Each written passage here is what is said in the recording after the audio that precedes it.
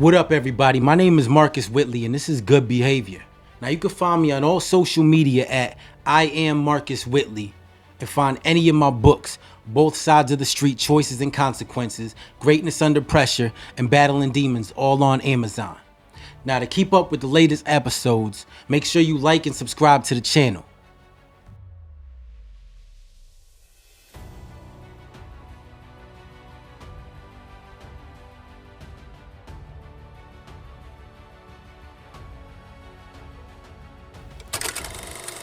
What's going on? My name is Marcus Whitley, and yes, this is Good Behavior.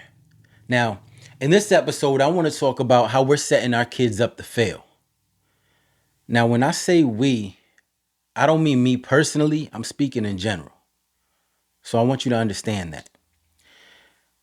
I know nobody's perfect, but as a parent, if your intentions aren't to give your kid a better life than you had or give them more opportunities than you had, then you got no business being a parent.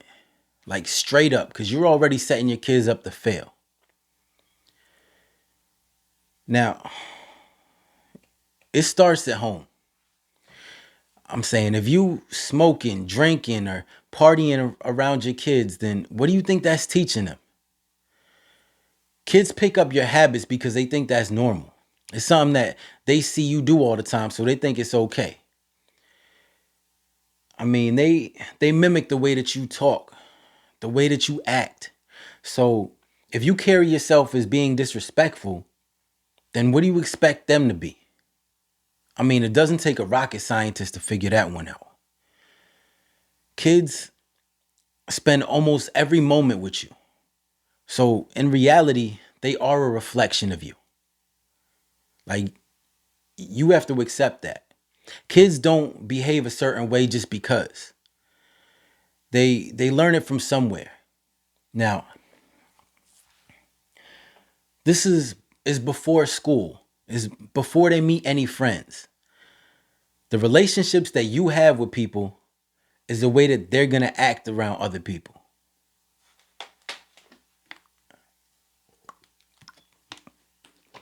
So, make sure that you set a good example for them. Be a good role model. Don't be selfish because you still want to live a life that's all about you.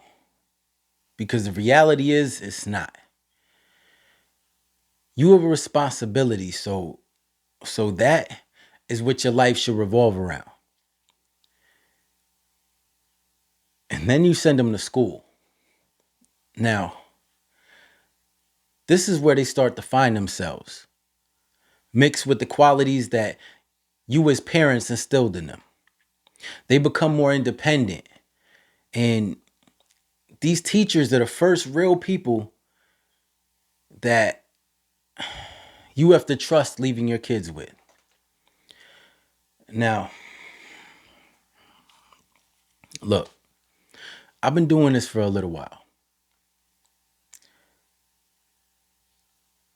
I mean, talking about this podcast and talking to you guys, and everything that I talk about are based off my experiences and sometimes my opinions.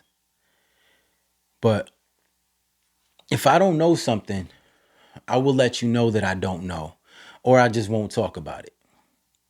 But one thing I will never do is lie to you. That's not in my character. And I didn't get into a career of helping people just to lie to them. Now, I've been working in the school system for a few years, and I've seen a lot on both ends.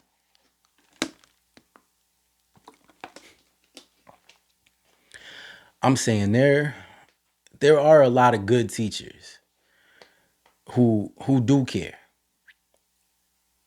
But there are also some who don't. Ones that don't teach. They'll just hand out work and then go sit down and be on their phone or not pay no mind to the kid. Or you got some that just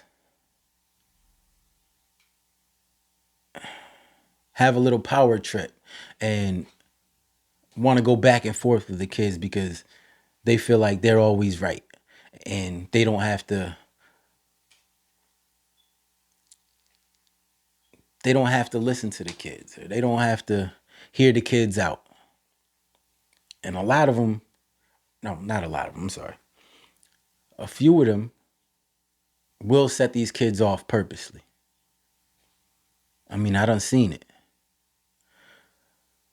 But like I said, there are good ones who will go that extra mile for the kids to make sure the kids understand everything that they're doing. I mean, we all remember when we went to school. There was those teachers that we loved and there were those teachers that we didn't. There were those teachers that we knew that didn't care, that shouldn't even have been there. It's no different now. See, I'm not a teacher, but I help the teachers by working with the kids. Now, I'm supposed to be dealing with just behaviors, but I've learned that working with these kids closer, and if you're able to help them, then a lot of these behaviors are avoided. Now, I can't speak for anyone else, but if I see a kid struggling or getting frustrated, then I'm doing my best to try to help them or see if they need a break so that way it can get their mind off of it and able to help them settle for a little bit before we go back and get to it.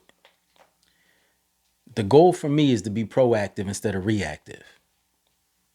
But not everybody thinks that way. But I see things a little bit differently because I was one of these kids. So because of that, I'm able to relate to them, and my intentions are genuine because they see that I understand what they're going through. Now, where I'm at, I work in the alternative school system. And these a lot of these kids have already been written off. They've been told that they're not good enough or they'll never be successful. Now, no kid should ever have to hear that or go through that. Like, that's not fair to them at all. Like, there's so many different things that played into why they are the way they are. Maybe they learn differently, or they just need a little extra help, but nobody was willing to give it to them. Or they just had a hard life outside and feel like people abandon them or just don't care. Like, we got to do better. We got to show them that there is more, that they are cared for. Like, we got to remember that these are kids. Like, they still got a lot of growing to do. And I I try my best because I've been where they're at to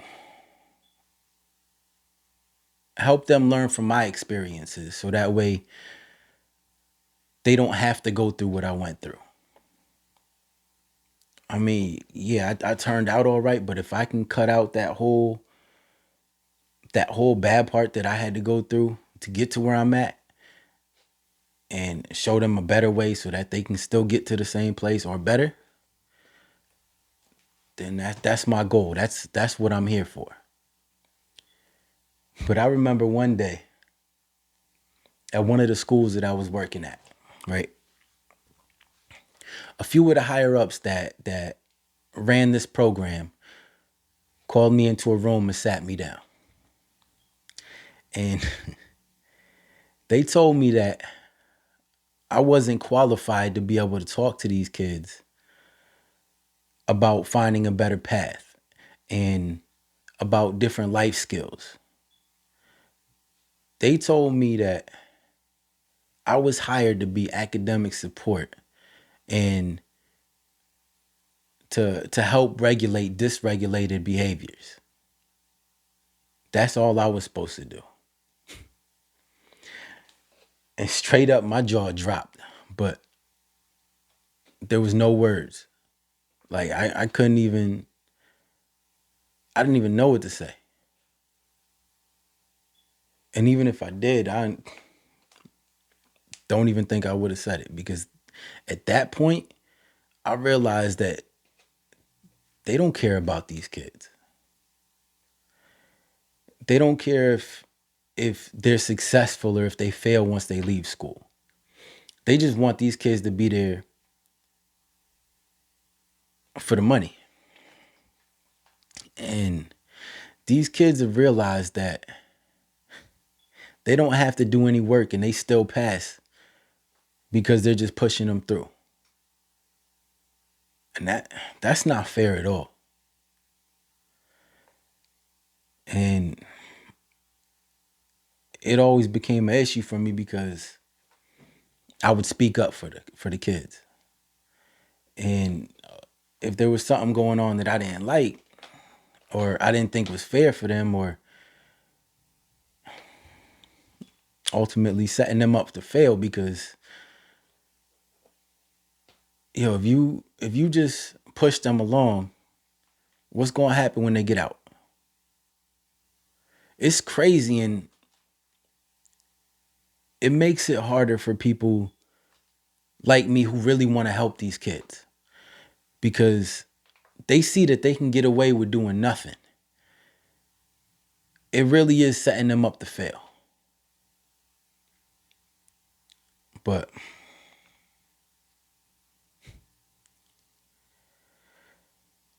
they don't realize that once they do get out of school and they try to find a job, like jobs aren't going to let you slide like that.